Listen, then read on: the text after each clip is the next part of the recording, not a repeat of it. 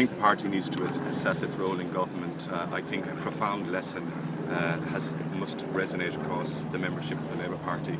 In light of the fact of the decision, I think a disgraceful decision to unnecessarily frighten families over the course of the last number of days, parents, families with children with special needs, those people who rely on resource teachers. I have a vivid understanding of the difficulties that many families have with respect to accessing services, public services in society.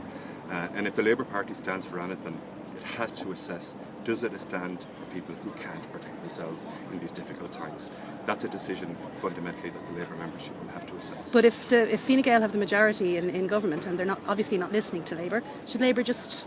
Well, I honestly think that we need to review the programme of government. I think there is a threshold, there is a point beyond we don't go in society. And the vast majority of Irish people out there, ordinary decent people, do not accept the burden. Those people who should carry most in society are those people who are being attacked consistently by government. Colm, do you expect others to follow suit? Rushing Shortall, Tommy Brune, for example? I think they've been waiting there for me already. They're already ahead of me in terms of their actions. I'm not sure whether they have resigned or not from the party. My issue here is that I can't defend on certain policy issues with one hand tied behind my back, being chair of the party and standing by and seeing unacceptable policy issues being implemented. It's unacceptable to me. There is no coordination, there is no discussions or background discussions with Roisin and so on. I admire these people. I think they're fine politicians and they're politicians of conviction.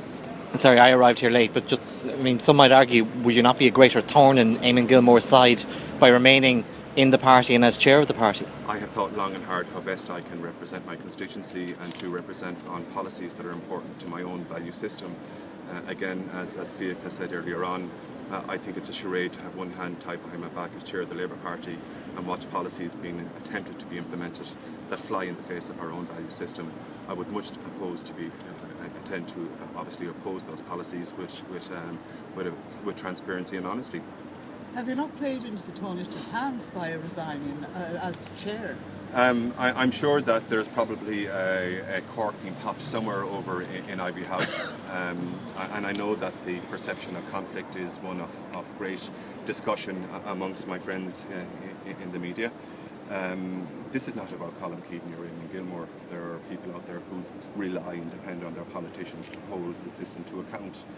I can't hold the system to account with respect to what I consider odious decisions that have been made in government against people who have no capacity to defend themselves against a government that is ensuring that the most difficult decisions are being burdened by people with disabilities, children who have a special need, children who have a resource requirement, to have an opportunity to equally play a role in society. That's not what we stand for in the Labour Party, and I feel best that I can challenge those values from opposition. But your colleagues at cabinet level presumably shared those values as well? Well, many of our colleagues at cabinet level are enjoying their last hour in the sun.